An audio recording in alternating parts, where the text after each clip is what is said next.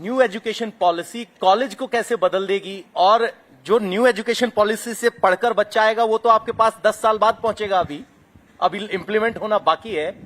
आप कैसे तैयार हैं, कॉलेज एजुकेशन को कैसे न्यू एजुकेशन पॉलिसी बदलेगी? First of all, I want to thank India TV for giving me this opportunity. एक मुझे अवसर दिया गया कि मैं आपके पास आऊं और हायर एजुकेशन में न्यू एजुकेशन पॉलिसी किस तरह से इम्प्लीमेंट हो रही है उसके बारे में हम बातचीत करें। तो पहले तो आपका धन्यवाद। दूसरा, मुझे खुशी हो रही है कि ये जो यंगस्टर्स हैं दे मे बी इन कॉलेज, आप लोग शायद मोस्टली कॉलेज में हैं जी।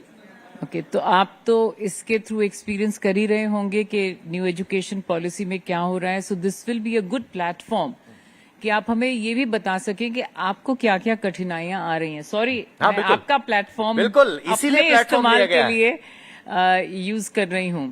तो पहली बात तो ये कि 2020 में ये एजुकेशन पॉलिसी बनी थी।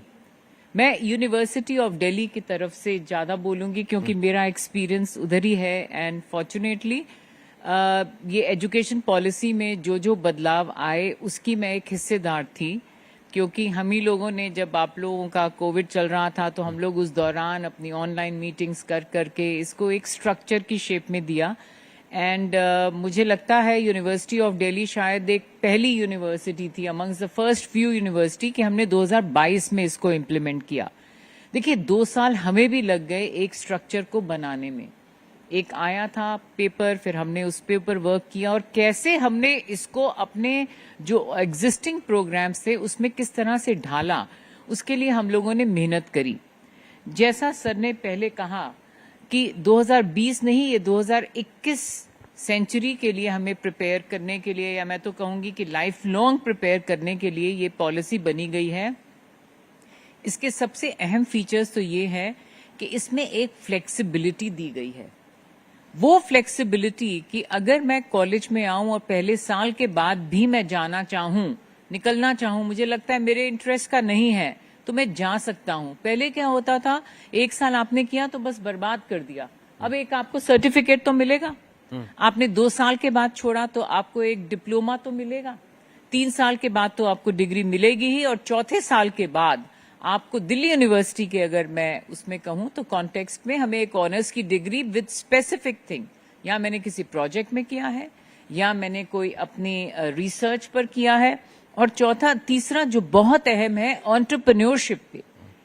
इन चीजों को अगर हमें डिग्री में दिया जाए तो मुझे एज अ स्टूडेंट भी खुशी होती है, और जो लेता है, जो हम लोग करते हैं जिसके लिए मेहनत, उनके लिए होती है। जो सबसे बड़ा, जैसे मैंने कहा, एक फ्लेक्सिबिलिटी है।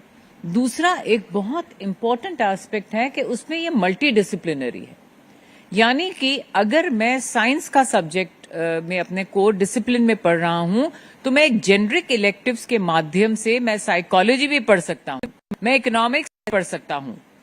आप इन सब में, इसको कहते हैं मल्टी डिसिप्लिनरी स्टडी। अब ये तो हुआ एस्पेक्ट्स हमारी डिग्रीज में, यानी कि मेरे अगर रुझान जो है साइंस के अलावा मेरे को इकोनॉमिक्स में भी है तो मैं वो भी कर सकती हूँ, और अगर मैं इकोनॉमिक्स कर रही हूँ तो अगर मुझे फिजिक्स में भी कुछ करना है तो मैं वो भी कर सकती हूँ, उसमें कोई रोक नहीं है। ये फ्लेक्सिबिलिटी हम में से किसी को नहीं थी, एटलीस्ट हम तो ये कह सकते हैं जो यहाँ बैठे हैं। बिल्कुल, पहले सेगमेंटाइजेशन था, आर्ट्स, कॉमर्स और साइंस। बिल्कुल। और मुझे इस बात का अफसोस है कि मैंने फिलॉसफी नहीं पढ़ी।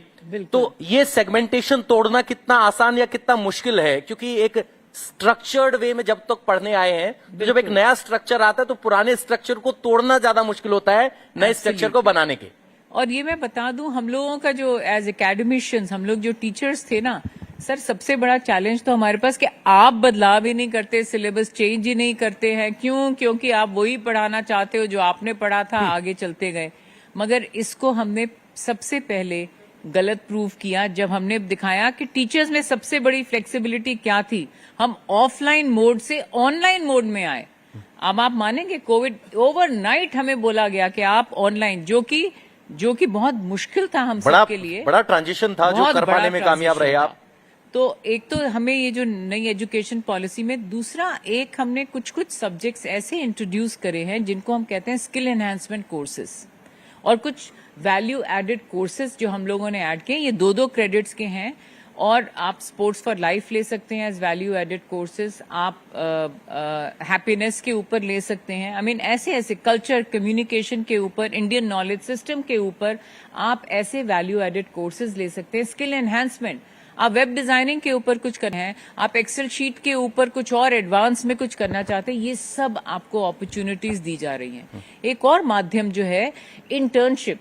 इंटर्नशिप बच्चा अगर करता था, स्टूडेंट अगर करता था तो उसका कहीं रिकॉग्निशन नहीं होता था। ठीक है, उसकी वैल्यू एडिशन उसके रिज्यूमे में हो रही है, मगर वो क्रेडिट्स में ऐड नहीं होता ना था। क्रेडिट्स में है, ना कहीं रेफरेंस पॉइंट है कहीं उसका। नहीं होता था, उसको भी हम लोगों ने as part of your earning credits दे दिया है।